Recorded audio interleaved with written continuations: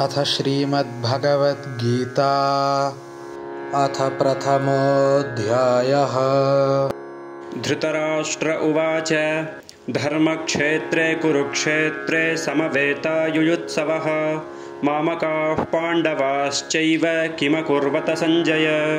सञ्जय उवाच दृष्ट्वा तु पाण्डवानीकं व्यूढं दुर्योधनस्तदा आचार्यमुपसंगम्य राजा वचनमब्रवीत्। पश्यैतां पाण्डुपुत्राणामाचार्यमहतीं च मूं व्यूढां द्रुपदपुत्रेण तव शिष्येण धीमता।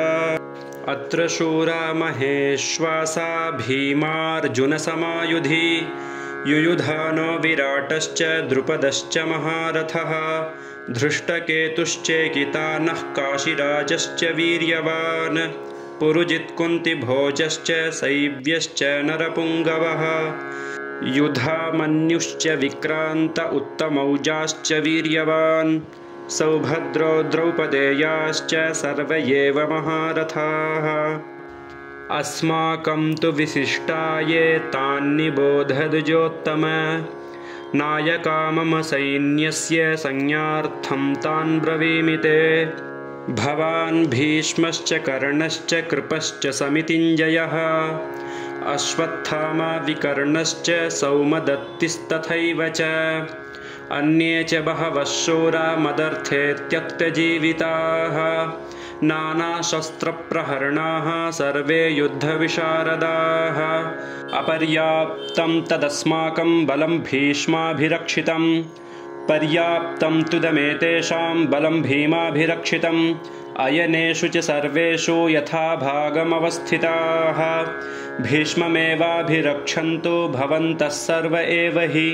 तस्य सञ्जनयन् हर्षं कुरु वृद्धः पितामहः सिंहनादं विनद्योच्चैः शङ्खं दध्मौ प्रतापवान् ततः शङ्खाश्च भैर्यश्च पणवानकगोमुखाः सहसैवाभ्यहन्यन्त सशब्दस्तु मुलोऽभवत्।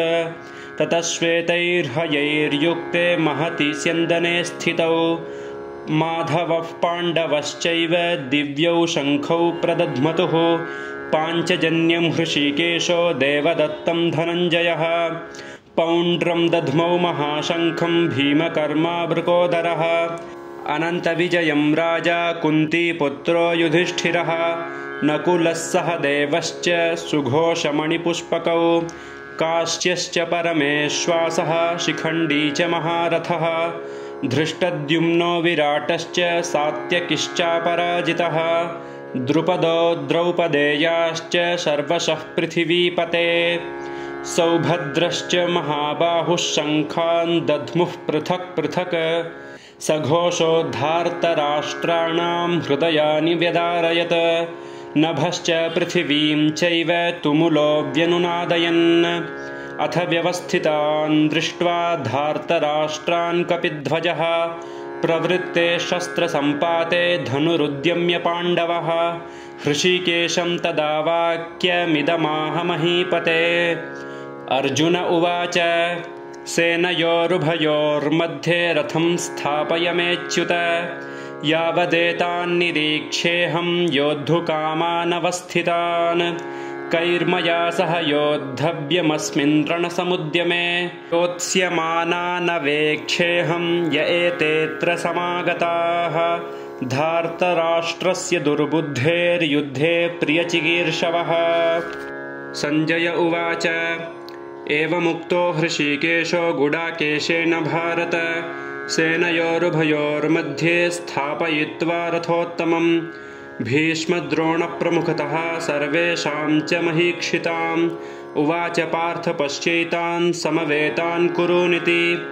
तत्र पश्यत्स्थितान् पार्थः पितॄनथ पितामहान् आचार्यान् मातुलान् भ्रातॄन् पुत्रान् पौत्रान् सखींस्तथा श्वशुरान् सुहृदश्चैव सेनयोरुभयोरपि तान् समीक्ष्य स कौन्तेयः सर्वान् बन्धूनवस्थितान् कृपया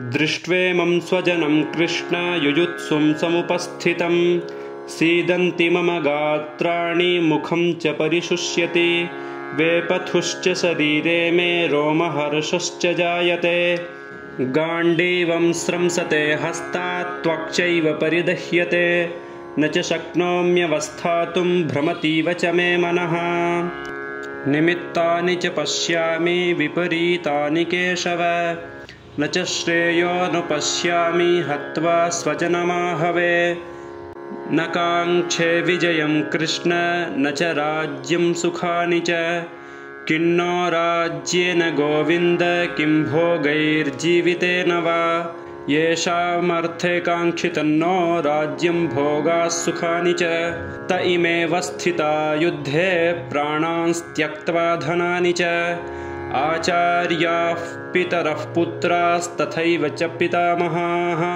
मातुलाः श्वशुराः पौत्राः श्यालाः सम्बन्धिनस्तथा एतान्न हन्तुमिच्छामि घ्नतोऽपि मधुसूदन अपि त्रैलोक्यराज्यस्य हेतोः किन्नु महीकृते निहत्य धार्तराष्ट्रान्नः का प्रीतिः स्याज्जनार्दन पापमेवाश्रयेदस्मान् हत्वैतानाततायिनः तस्मान्नार्हा वयं हन्तुं धार्तराष्ट्रान् स्वबान्धवान् स्वजनं हि कथं हत्वा सुखिनः स्याम माधव यद्यप्येते न पश्यन्ति लोभोपहतचेतसः कुलक्षयकृतं दोषं मित्रद्रोहे च पातकं कथं न ज्ञेयमस्माभिः पापादस्मान्निवर्तितुं कुलक्षयकृतं दोषं प्रपश्यद्भिर्जनार्दन कुलक्षये प्रणश्यन्ति कुलधर्माः सनातनाः धर्मे नष्टे कुलं कृत्स्नमधर्मोऽभिभवत्युत अधर्माभिभवात् कृष्ण प्रदुष्यन्ति कुलस्त्रियः स्त्रीषु दुष्टासु वार्ष्णेय जायते वर्णसङ्करः संकरो नरकायैव कुलघ्नानां कुलस्य च पतन्ति पितरो ह्येषां लुप्तपिण्डोदकक्रियाः दोषैरेतैः कुलघ्नानां वर्णसङ्करकारकैः उत्साद्यन्ते जातिधर्माः कुलधर्माश्च शाश्वताः उत्सन्नकुलधर्माणां मनुष्याणां जनार्दन नरके नियतं वासो भवतीत्यनुशुश्रुम अहो बत महत्पापं कर्तुं व्यवसिता वयं यद्राज्यसुखलोभेन हन्तुं स्वजनमुद्यताः यदि मामप्रतीकारमशस्त्रं शस्त्रपाणयः धार्तराष्ट्रारणे हन्युस्तन्मे क्षेमतरं भवेत् सञ्जय उवाच एवमुक्त्वार्जुनः शङ्ख्ये रथोपस्थ उपाविशत् विसृज्य सशरं चापं शोकसंविघ्नमानसः ॐ तत्सदिति श्रीमद्भगवद्गीतासु उपनिषत्सु ब्रह्मविद्यायां योगशास्त्रे श्रीकृष्णार्जुनसंवादे अर्जुनविषादयोगो नाम प्रथमोऽध्यायः।